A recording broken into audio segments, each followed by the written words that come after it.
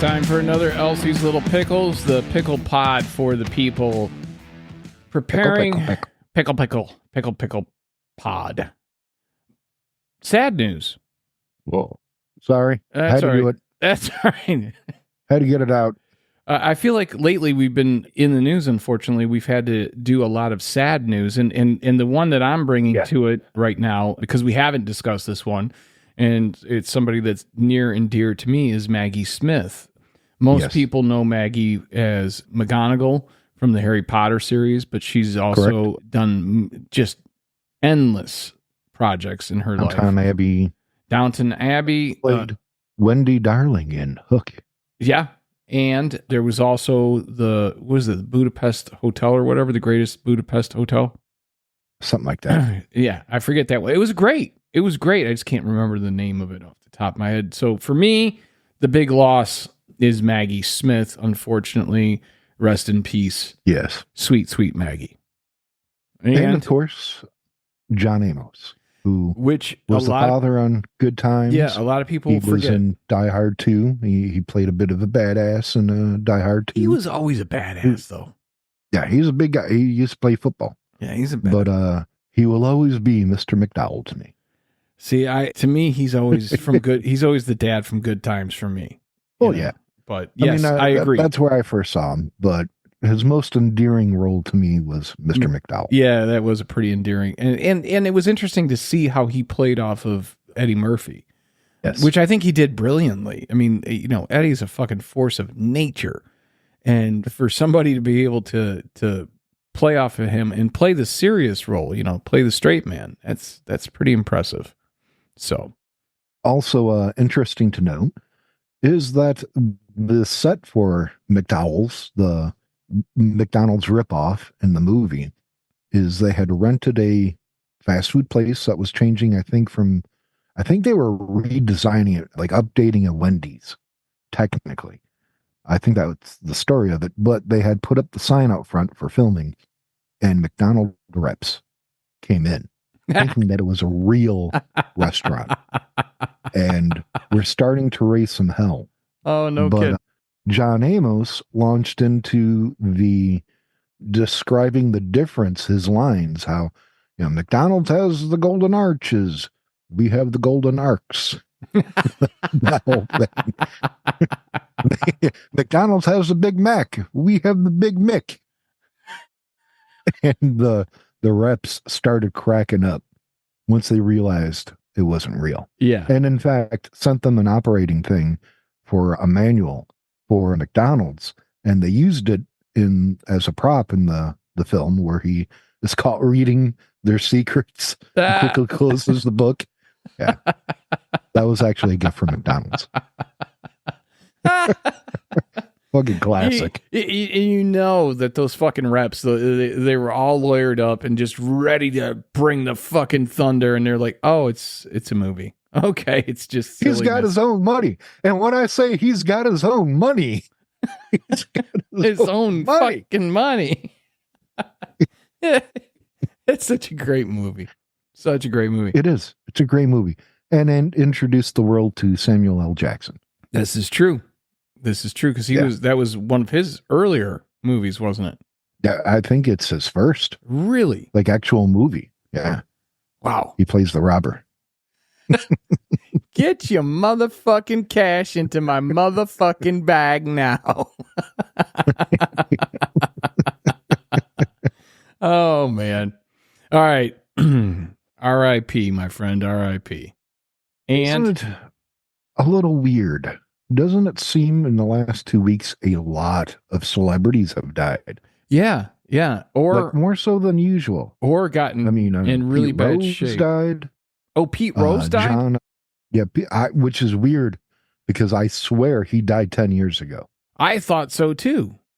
I thought Pete Rose seem to remember Kane from WWE giving a little farewell speech for Pete Rose years ago where he talked about choke slamming Pete Rose. Not once, but twice. And isn't it weird? And because the second time was because Pete Rose was like, you got to do it again. You got to do it again. Yeah. And he was like, he took it the best out of any celebrity. What I wonder Did he ever make it into the Hall of Fame? The Baseball Hall of Fame? No. Yeah. The no. WWE Hall of Fame? Yes. Well, at least he got one. At least he got one. Yeah, I thought Pete Rose was it just dead. seems like more celebrities in the last 2 weeks have died. It's been a John lot. Ashton from Beverly Hills Cop, he died. The older guy? Yeah. Taggart? Yep. Well, at least he got to do the fourth. At least he got to do 4. Yes, this is true. This is very true. Do you know what he died of? Or was it just I don't know, to be honest. Not a clue. But I'm trying to remember who else off the top of my head. Let me GTS that. Yeah, it does seem like there's been a lot of deaths lately, which makes you wonder if it's just that time of year. Oh, Chris Christopherson. I did hear about that one. Yep. How old was he? Does it say? Chris Christopherson was, I do believe, if I remember right, 88. Well, that's a pretty full life. And he was a Peter bit of Jackson passed away. Peter Jackson? No, Tito Jackson. Oh, Tito. Well, there's a big difference between Peter and Tito. No, Tito Jackson. How old was Tito? 70. Tito, give me a tissue. You remember that from Eddie Murphy? Yes. Tito, give me a tissue. I got to be honest with you. As far as Tito goes, that doesn't change my day at all. I'm more affected by Maggie Smith. Yeah. Who was the celebrity that hit you the hardest when they died? I got it of all time or recently? All time. And you can go recently, but for me, it was Anthony Bourdain. Like, that really fucked me up. I did not care. You still don't care. None of these, none of these fucking deaths bother you. Cooking for me. And everyone calls you the teddy bear. Hey, you don't fuck. Yeah, they're dead. Whatever. Like literally. What's his name from Top Gear? Jeremy Clarkson. Yeah. His typical bad news answer, which is, "Oh no." Anyway. Oh no. Anyway. Yeah, I mean, in general, that's my response. Oh no. And anyway. Honestly, the two right off the top of my head of all time is really a toss-up between Joey Ramone from the Ramones and, of course, God himself, Lemmy. Okay. Both of those make sense. For me, it was Bourdain. It was Bourdain because I was like, oh, are you... There's no reason for this. He's got it fucking made. But apparently he didn't have it as made as we all thought. Apparently there were a lot of problems behind the scenes. But, I mean, talk about one of the only fucking people on the planet I would want to change or switch lives with. I mean, traveling all over the world, eating amazing food, creating amazing content based on where you are. That's kind of a dream job. You know what I mean? And he had some beautiful women in his life too. So it's not like it's not like he was hurting that way. But apparently there were some behind the scene things in his relationship that drove him over the edge. You know, and that, I think that proves you just never know. You never know what's going on with somebody, no matter how successful or happy you think they are or they should be. You truly don't know what's going on behind their eyes, you know? Anyways, other news. Away from death. Wait, death, get away from me. What do we say to death? Not today. I'm pretty sure that the Grim Reaper has forgotten about me, or it's just plain afraid. I'm guessing doesn't give a fuck. Anyway, we got some news. Another Russian fighter jet crossed over into the North American aerospace area towards Alaska again. Oh, and how was that received? It apparently occurred September 23rd. This has been a weekly thing. Where they just That's keep why I say testing that. it? They just keep testing the boundaries? Yes, it's happened. I think they said 17 times since July. Well, it's their way of saying to the United States, you're supplying them with money and munitions in Ukraine, so we're going to fuck with you. And we're going to kind of try to do that in your back door, and that back door is Alaska, and we want Alaska. I mean, that's... Well, and, my thought is, yes, they probably do want Alaska back. Oh, yeah. And if for people who are like, oh, Ukraine's no big deal, what do you think is going to be next? See, that's the thing, is people don't seem to understand, or at least they're not thinking about it in this way. Mm-hmm. If Russia succeeds with Ukraine, you don't think they're going to come after Poland or try to backdoor the United States and go after Alaska? Well, the issue that's going to happen with Alaska is that one of the largest military bases in the United States is in Alaska. A lot of people probably don't know that, but it's a Army and Air Force base. I don't remember the name of it offhand, but it's one of the largest in the United States. Yeah, I didn't even know that. Yes. Yeah, I didn't know that. But they also, not only is it a United States military base, but they share, what do they call it? Training exercises with the Canadian military there. So in other words, there are Canadians there. Fuck around and find out, Russia is basically what that boils down to. Good luck, bitch.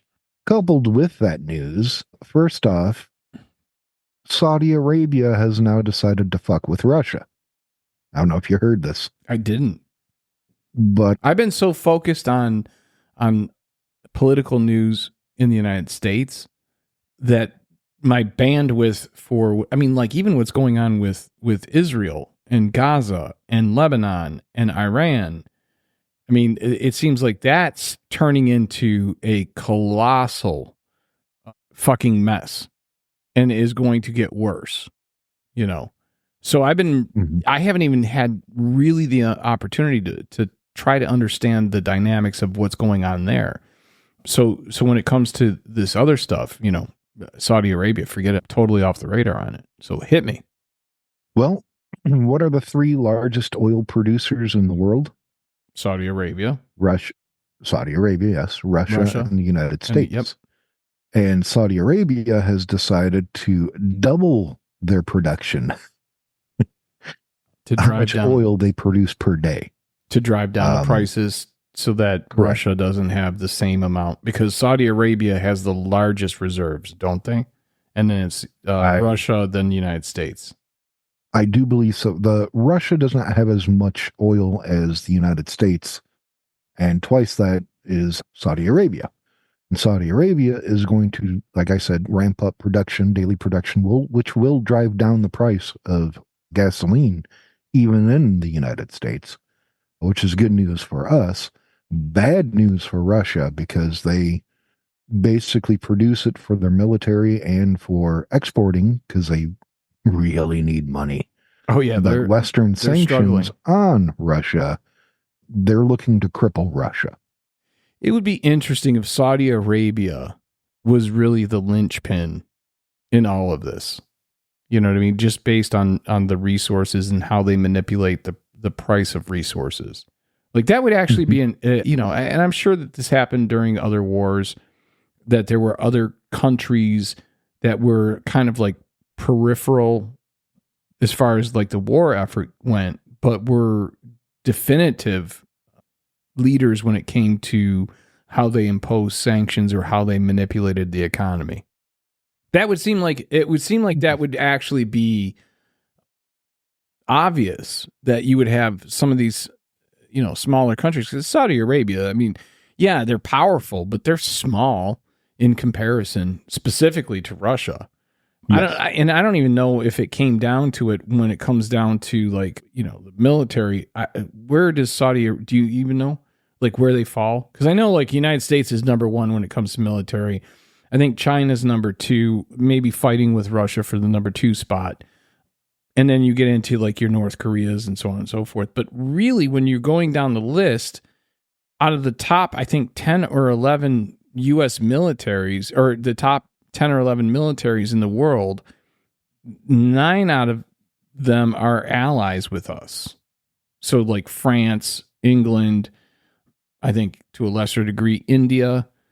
These are all like allies to a degree, if not complete allies. And really, there's like only 1 or 2 that are not allies in the top 10, which is kind of amazing when you think about it, based on the idea of how much we spend in order to be the top military, and all we're doing is outspending our allies.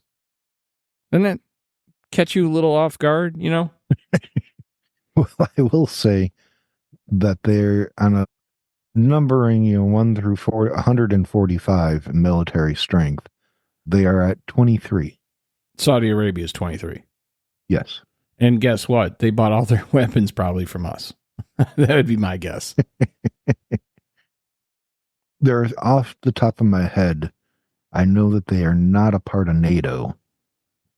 The 4 biggest areas or countries that are not in NATO are Saudi Arabia, Austria, Ireland, and Switzerland.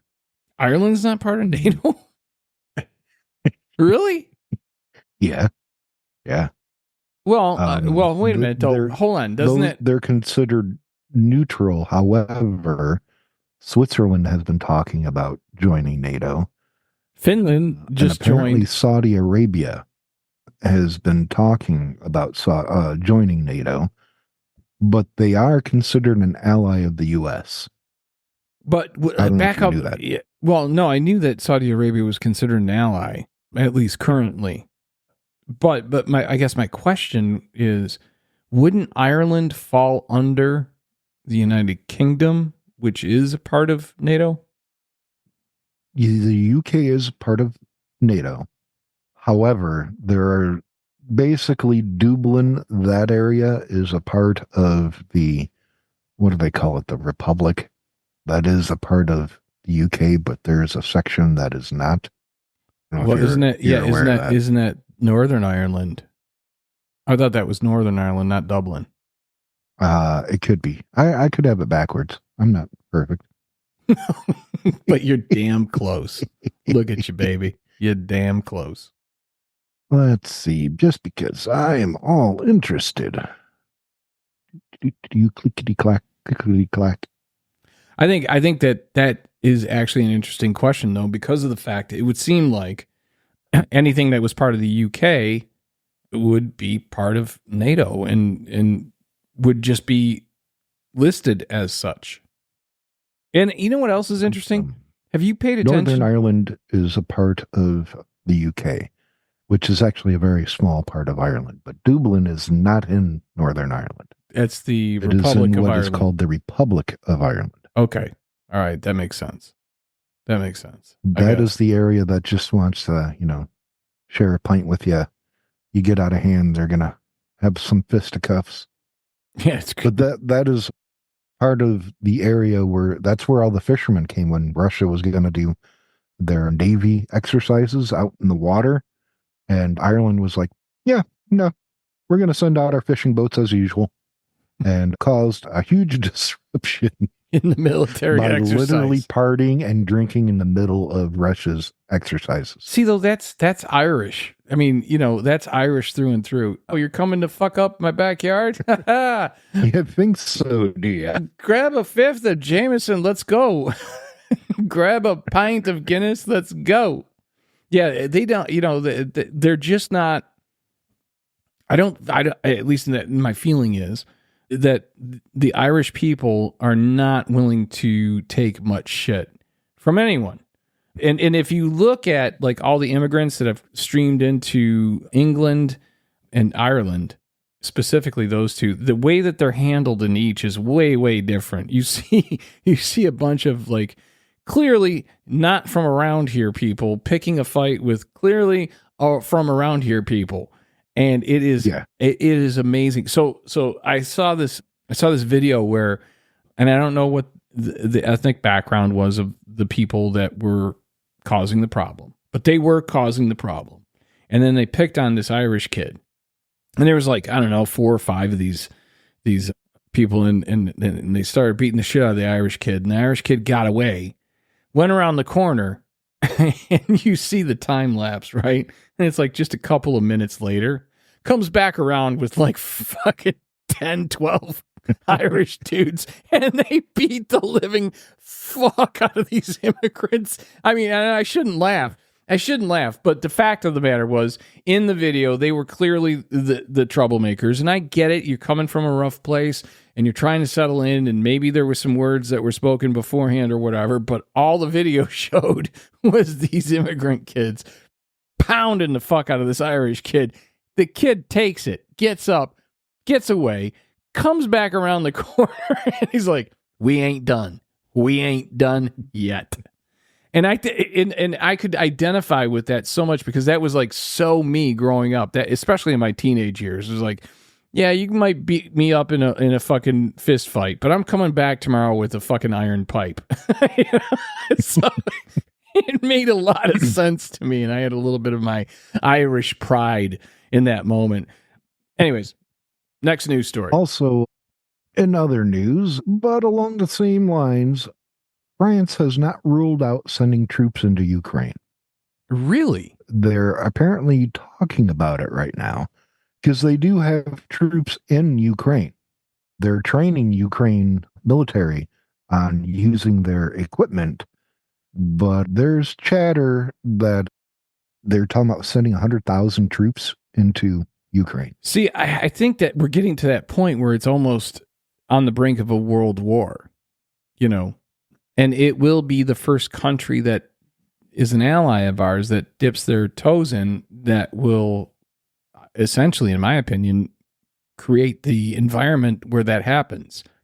So I would not like to see France do that, but I do think that this is getting to the point where it's like, and again, this isn't against the Russian people. We've got Russian listeners. This is not against the Russian people at all. I think the Russian people, just like the Israeli people, just like, you know, the Lebanese people, I don't think it's there's also, you know, you just said it, the difference between Israeli people and the military Palestinian people and Hezbollah, they're not the same. Exactly. I mean, we have to separate this. I would feel a little bit better about this. I love you, France, but maybe it was another country. Yeah. Hell, you know what? You got to hand it to France. Whenever there's a conflict, they're the first ones to be like, yeah, we're in. You know, people don't think about it. The United States would not be the United States today if not for France. Okay? This is very true. This is very historical behavior from France. We don't like it. The last big military offering, which was World War II, they fell flat, but you gotta love. Look, I'm sorry, but you gotta love the tenacity of France. You know, for well over 300 years, probably, if not longer, but at least coming up on 250 years, they've always been the one that was like, yes, we don't like the fact that this is clearly a bully and somebody who can't help themselves situation. So we're going to step in and help the person that can't help themselves. Well, you got to take into account, you know, when the U.S. was trying to establish themselves as a country, they appealed to France, who was, what, the British? Yeah, exactly. Yeah, exactly. Exactly. But even now, they're willing to shove a baguette up fucking Putin's ass. So like this has not changed in France. I would be all for France stepping in on one condition, that they teach Ukrainians the French taunting from Monty Python. Like, I fought in your general direction. Your mother smelled of elderberries. And your father was a knigget. Yeah, that would actually... What? That's not the line. It's just a flesh wound. Your father was a hamster. That's right. Of elderberry. That's right. You're right. I apologize. Misquote. You How dare I? You Arthur King and your silly Niggas. I think they're going to start some shit, though. I think it would not. And again, I haven't really followed it all as closely as I'd like to because I've been so immersed in U.S. politics. So it's always difficult when you're trying to keep track of the world stage, but especially when the world is in as much chaos as it is right now. So, not that that's an excuse, but I could definitely see France stepping up. I could definitely see France going in because France knows the United States is going to have France's back. England's going to have France's back. So they know that, right out of the gate, if they jump in, again, it's almost like with Israel. It's like Israel knows that they're the little brother to the United States, and they kind of have gotten to the point where they're maybe a touch too big for their britches and need a smackdown from the big brother. At least that's my interpretation of this right now. I mean, there were plenty of times. There were plenty of times when you were 10, 11, and 12 where you thought you were 16, 17, 18, and I had to kind of remind you, no, you're not. You know what I mean? No, you're not. And I think that that's really what kind of needs to happen between the United States and Israel right now is going, you keep picking these fights and you're picking them all around you, okay? Which means that you are circled by enemies. And what do you think you're going to do? Yeah, with Israel, the United States definitely, somebody attacks Israel with missiles or whatever. And I think there is a point where the United States needs to do the, what? Oh, no. Oh, you did that. Sometimes you step in shit and the only one that can clean your shoe is you. And that's where they're at right now. You know what I mean? I think Biden should definitely be and I think it should be Biden. I do keep picturing, Ukraine with French soldiers in there, all dressed up, ready to go, but they got the little beret on with the cigarette in the hand, in the other hand, dipping a croissant and ketchup. Yeah. I could see that. I think that whole area is going to become a mess within less than a year. I think that you're going to see escalations all throughout, the Gaza Strip. You're going to see it through Lebanon. You're going to see it regarding Israel and Iran. I think you could start seeing other countries getting involved, maybe going against Israel. I think that that's the tinderbox, even more so than Ukraine. Ukraine's a different situation that definitely needs to be resolved as quickly as possible. But I think that what you end up with Israel is that the reason why the United States has got their back so much, a lot of it has to do with the whole worry about all the holy lands. I think it has more to do with the United States being concerned that you have, the Christian Holy Land there, you have the Jewish Holy Land there, and you have the Muslim. So you have this, the trifecta of the Abrahamic religions all within a very, very small area, which in and of itself creates a tinderbox. But beyond what that, need to do they're afraid to use the Iron Curtain or whatever they call it. Iron Dome. Iron Dome. Redirect the missiles to the Jewish and Muslim Holy Lands and be like, oh, oops, what they just did. Oops. Oh, no. Because ultimately, what is Israel bringing to the table aside from the religious aspect? You know what I mean? Entertainment. Well, yeah, sure. Yeah, there's that. But you don't have to be in Israel for that. You know what I mean? No. I'm willing to bet that the Jewish population, in Hollywood is at par with Israel. So I'm not joking. I mean, I was out there for 3 years and learned more Yiddish than I could have ever fucking learned at any point in my life. But I do think that this is silliness. This is ultimately going to end up being presented to us as a religious war. And it's not. It's a war of far right, Netanyahu and his view of that area and his view of, plus he's also trying to stay out of jail too. You know what I mean? Netanyahu, has anyone thought to ask the question, is the reason why Netanyahu is doing all this shit just because of all of his potential pending court cases, just like Donald Trump? Do you honestly think that do you honestly think that Trump would be running as hard as he's running right now if it weren't for his court cases? I don't think he would. Not to change course really quick, but did you watch John Oliver? I did. Wasn't that brilliant? It was absolutely on point. And that gets back to Trump with they're eating the dogs, they're eating the cats, they're eating their pets. So John Oliver did a segment on that, highlighting what the reality is. And the reality is they're not eating your dogs. They're not eating your cats. No. The photo of the guy carrying the goose. Yeah. Was actually from Columbus, and the goose had been hit by a car. Right. He was removing it. Yeah. What an asshole. Imagine being that guy. You do a good deed. I mean, you've heard the expression, no good deed goes unpunished, right? So imagine being that guy. You see this happen, right? You see the fucking... Haitian. I'm from Columbus. Yeah, I'm not even... He's probably... Like, what are you talking about, Haitian? I'm from 5th Street. I'm Irish. So this guy gets out of his car. He does a good deed. He removes the dead body so traffic can continue. Next thing he knows, he's all over right-wing media as a Haitian that's killing animals in the parks. Jesus Christ, what the fuck is going on? I mean, again, yes. But that gets to the bottom of that gets to the whole heart of this podcast, why it exists in the first place, is how many times have we thought to ourselves, what the fuck is going on here? I mean, how out of control?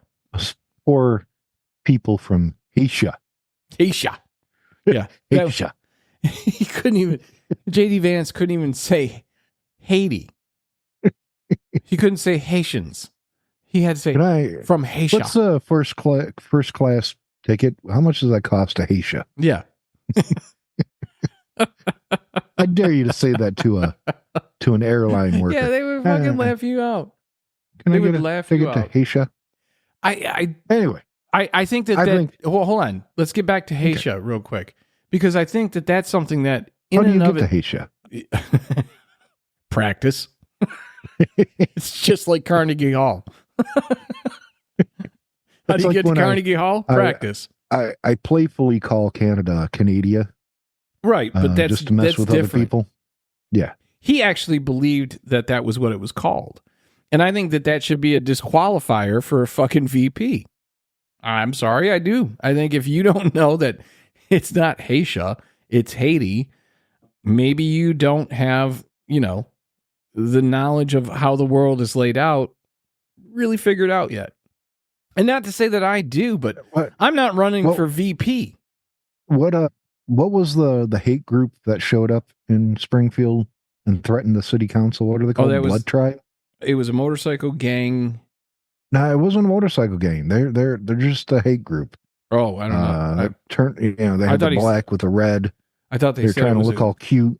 I thought they said it was a motorcycle group. No, they're just a regular hate group, a blood tribe. Okay. So I don't know. What?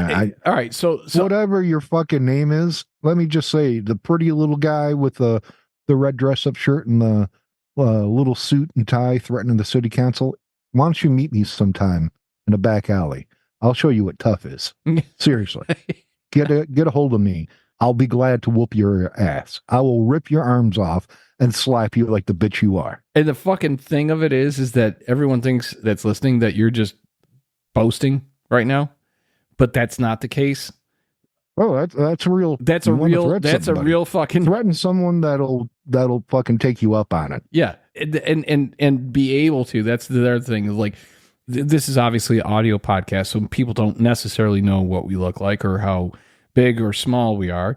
But I can assure you that my little brother is way bigger than I am.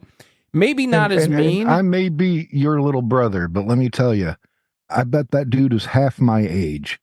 And I will give him twice the beating. I know you would. That's the fucking thing of it is I've seen you. I've watched you grow up. I know what kind of pounding you could put on people. I've been on the receiving end of that shit, So like, that's a serious offer.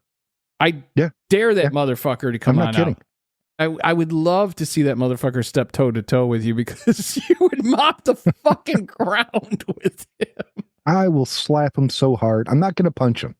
You don't have to. I don't have to punch him. That's not how I fight. But I'll gladly slap him so hard his mom will feel it. And that is fucking gospel. I feel bad for the people of Springfield. I feel bad for specifically the Haitians, because they didn't deserve this. They were being brought in because of a necessity, and they were willing to fulfill the need, and were happy to do it when Americans weren't, and they were rewarded for that with this opportunity. And they've increased the economic circumstances of Springfield. They've made things better. Yes, there are a lot of things that infrastructure-wise, this isn't because of them. It's just because there's not enough infrastructure to support them. So that's a government issue and should be handled by the government. And as John Oliver so eloquently put, J.D. Vance, while in Congress, only quoted up to what the problem was, not what the request to solve the problem was. And that was a very, very shady way of getting time on TV. And that's where our politicians are. They will do the shadiest shit and twist the story so that they can get clipped on Fox or clipped on CNN or MSNBC or whatever. And it's just disgusting. You know what? Fuck this. I don't want to talk about this anymore. I just want to bring up one last point about it. How brave are you to show up in force in Springfield with only one member that doesn't have a pretty little red mask on? Bunch of testicleless human beings there. They're not even human beings. So somebody's parents need to punch them. Send them to the room. All right, we got to cleanse the timeline. We got to cleanse the palate. So we had done the last episode, which was the part 1 on Halloween, our favorite holiday. I did talk briefly about how I get annoyed that we're putting out the stuff 2, 3, 4 months ahead of time, and by the time the holiday comes, I'm already exhausted with it. However, let's try to not allow my negativity to bring down the holiday as it often does, right? Especially Christmas. I'm absolutely the biggest party pooper on Christmas. Just you wait till Christmas. Oh, I'm gonna rake you over the coals for Christmas coming. Well, look, you can have me for Christmas and rake me over the coals for Christmas, but you won't get me on Thanksgiving. Thanksgiving's still a bullshit holiday. All right. Now, first of all, I want to, again, with this show, bring up some Halloween spooky fun watching for everybody. All right. On my first choice, I should say, a little more on the scary side, but I love it because great memories of getting the shit scared out of me when I was a kid watching it. Still love it because the creep factor, the acting in it is superb. But The Exorcist. Yes. The Exorcist is a good watch. Yeah. That and Poltergeist. And I think I might have already said Poltergeist is on my list. But Poltergeist scared the shit out of me when I was a kid. And then to find out later that some of those skeletons were real fucking skeletons in the pool. Who does that? Jesus Christ. I mean, tell that story. You know it probably way better than I do. But as far as I know, the prop department decided to get real human skeletons to put in the pool and didn't tell the cast this. Right. Whoops. Yeah, sorry. Which is, again, if I'm going to delve into old haunted house stories, did a haunted house, one of my first ones, way out actually past where you are, 32 in Romeo Plank, or 34 in Romeo Plank is where it's at. I don't think it's I'm way past that. But they used to get these big dolls It's the only way I could describe them. This giant sized dolls that were human, and they had plastic bones inside and fake blood. And the idea was you chopped it up so it looked, like human, a haunted house. And one night, he got the plan of what they were trying to do. So I grabbed a chainsaw and was on top of this hospital stretcher that it was on. And they wanted it all splattered and all kind of around. And so I'm manically laughing, like I'm really chopping up a person. I've gone fucking nuts. Music is playing. And I did not know it, but I started to draw a crowd of other workers who were just like, what's wrong with this dude? Like, where did he come from? And I am going to town on this thing with a chainsaw. And I am talking shit to it. Like, how do you like it? You like that, motherfucker? And I'm sawing away, and I am getting splattered with fake blood. Oh, that's awesome. Was only unfortunate because it was very sticky. But so I'm going to town on this, standing up, stooped over on top of it, like, there, take this, motherfucker. And blood is just splattering everywhere. People are getting out of my way because they're getting hit with shrapnel. And I may have been a little intoxicated. No, not you. And afterwards, I may or may not have fallen asleep in there. It's chopped up body. And all the coworkers are like, all right, he fell asleep now. he's cuddling the corpse. What the fuck is with this guy? What is with him?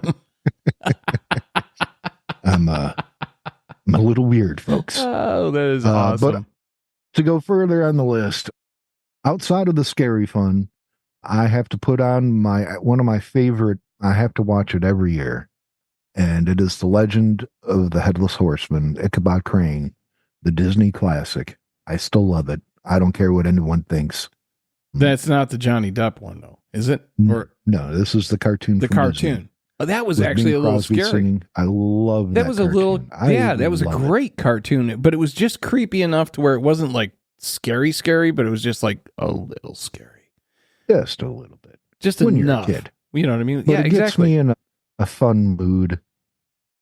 Along that same lines, obviously, you got the Hocus Pocus. All right. Hocus Pocus. Give me the 3 stars. Bette Midler. Correct. Sarah Jessica Parker. Correct.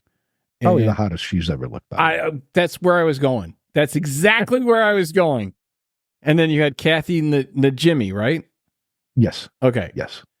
Obviously, no one is, I don't even know what year that movie came out, but no one is watching that and getting hot and bothered. I want to say 93. Right. It was early 90s. And that was the first time I ever noticed Sarah Jessica Parker. So this is actually something interesting. There are certain movies or certain TV shows that define the hottest a person will look. Man or woman, doesn't matter, right? It's just a little bit more obvious with women, I think, than it is with men. But I'll go first with men. Russell Crowe in Gladiator. That's his movie. He's never going to look that great again. Kate Winslet, Titanic. That was her fucking movie. She's never going to look that great again. Right? And not to say that she's not beautiful. She's gorgeous. I think Kate Winslet is absolutely fucking amazing. But that was her movie. Like, that's the time capsule. Hocus Pocus was that for Sarah Jessica Parker. Mm-hmm. I don't care. And I did like the newer one. I enjoyed it. I haven't seen the new one. The original, you can never beat the original. And just classic Halloween watch. Yeah, I thought it was amazing. Like, again, it was one of those movies where it's like, it's just a fun movie. I think people get too wrapped up in things having to be brilliant or genius or whatever. How come you can't just sit and watch a movie and have fun? Just enjoy it. Exactly. And that's what Hocus Pocus was. And on top of it, Sarah Jessica Parker looked fucking hot as shit. Like, she's never going to look as good as she did. Exactly. She's never going to look at that good again. I mean, there are... wait, let's go back. Hold on a second. Another example of that, Suicide Squad, for what's the blonde? Margot Robbie. Margot Robbie. Yes. And again, a gorgeous woman. Absolutely gorgeous. She was gorgeous in Wolf on Wall Street, and everything else she's ever done, she's been gorgeous. Even when she's not supposed to be gorgeous, she's still gorgeous. But there was something about that psycho. Like, you know what I mean? Like, there's something about, because I think every guy knows that that's not the woman you want to marry, but it is definitely the woman that you want to have in your life for about 6 months. Is that kind of a cycle? Because they are fun and games until your cat is boiling in a pot. Exactly. Anyways, back to your list. That I gave the 5 movies. Oh, you did? Okay. Only 5 movies. Only 5 movies. Okay.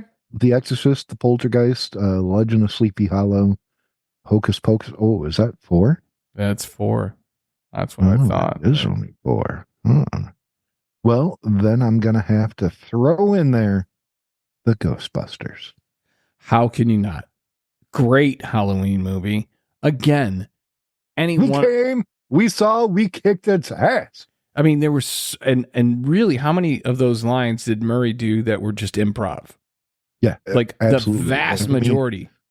A lot of people don't know he was not slated to be in it. And really didn't want to be. Yeah, no, he didn't. They had originally wanted John Belushi to play Peter Venkman.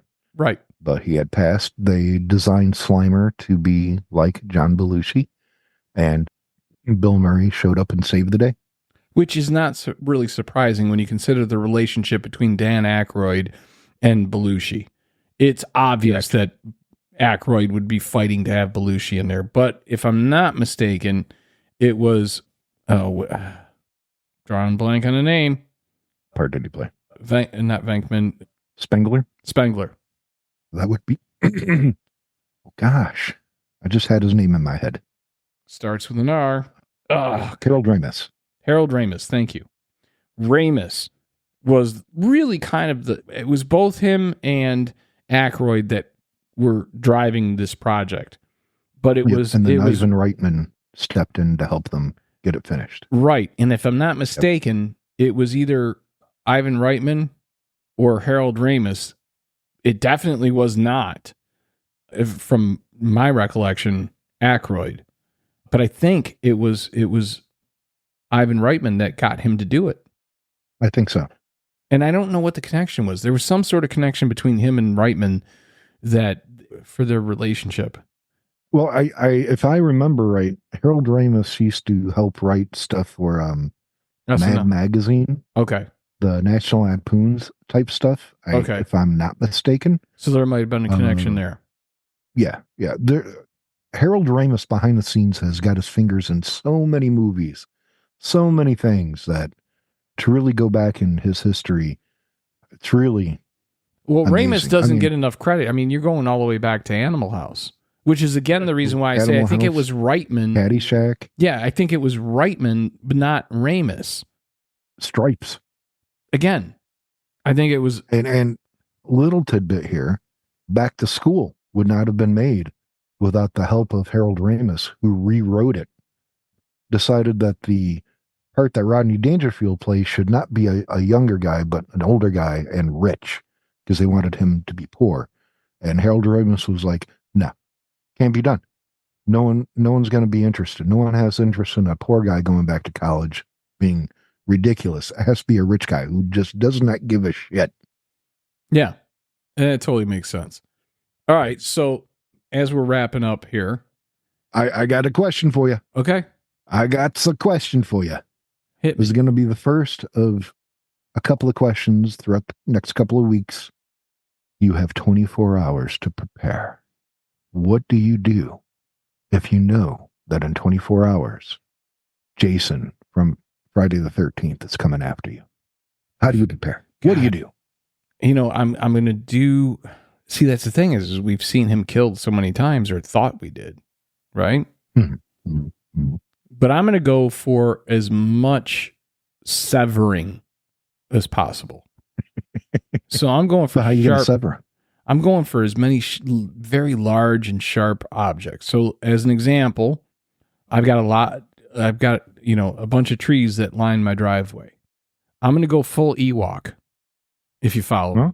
I'm going to go full Ewok because I've got the wood available. I've got the trees. You got wood. I got wood. How sad it is that is so true. I'm going to go like full fucking Ewok attack. I'm going to go for like the stuff swinging down from the trees and hitting them. I'm going to go for as many spears coming out. You know, I'm going to do a combination between Ewoks and Indiana Jones as far as like the booby traps. That's interesting. Because I mean, we've seen everything else not work. But if I can get him in enough pieces, I might be able to separate those pieces. And if I can separate them, then I can eventually encase them in concrete and no more Jason. That's my way. That is a great idea. It's very close to what I was thinking. Okay. For me, I would have, some rifles just to annoy him. Let him follow me through the woods. I'm going to bait him. I'm very adept at throwing axes, knives. Little known fact. But I still have to build the axe and knife alley for you here. Because I am building one for you. I'm going to bait him into a rope trap straight out of Bugs Bunny, Walt Disney, that snatches his feet up underneath him. And I'm going to dip him into a container full of cement, straight down into the cement, give him the Han Solo treatment. And while he is in there struggling, because he will be wrapped up, it isn't just simply letting his arms flail.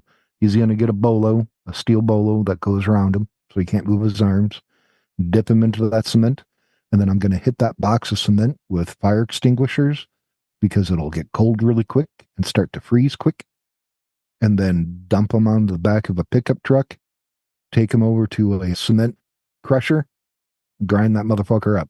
That's how you deal with a Jason. See, the problem with your idea and mine to a degree is no sequel. Mm-hmm. No sequel. Yeah, you don't get a sequel out of it. A quick movie. See, that's the thing though, is when you're talking movie monsters like Jason, I don't know. I don't even have to grind them up. All I'd have to do is knock it down, the cement slab, and basically make a giant propane forge and cook them alive. I would still do the grinding. I would grind them and then re-cement them. So do the grind, do the re-cementing, because at that point you can take pieces and put them on, front wall, back wall, side wall, top wall, bottom wall. So you can really break it up. You know what I mean? Because if you do the concrete grinding, at least at that point, you have the opportunity to mix that up. You know what I mean? Like I would really mix it up. So if he did come back, it's like there's a thumb in his forehead. There's something like that. You know what I mean? Like things don't go back right. The instead of cement, dump them into a vat of acrylic. I make them into a nice conversation piece coffee table. Oh, I like that idea even better. But there's always a possibility that can break. And that would happen in the movie. Well, somebody would slam down their coffee cup too hard and there'd be just that little tiny crack. You can't even see it. It's imperceivable to the naked eye. And yet in a week or two that would grow and grow. And next thing you know, he's busting out of the acrylic and he's doing that fucking weird Jason shit again. You got to think ahead. Well, you could encase different body parts in different acrylics. An end table, a coffee table, another end table. How about this? What if we took the cement and really ground it down, like really got it down to like powder, and then mixed it with clay? Okay. And then we took the clay and threw it onto the table, and we spun that shit up and made vases and coffee mugs and plates out of it, right? And then we take that and we fire it, all right? Because you're talking thousands of degrees for pottery. This is true. And then the worst thing that we have happen is we have some evil coffee cups. That's a wicked good cup of coffee. That's a wicked good cup of coffee. And on that note, it's time to stick a pin in it. You're missing a joke. Oh, no. Would that technically be Jasonry masonry? And that is where we put a pin on it for this Elsie's Little Pickles.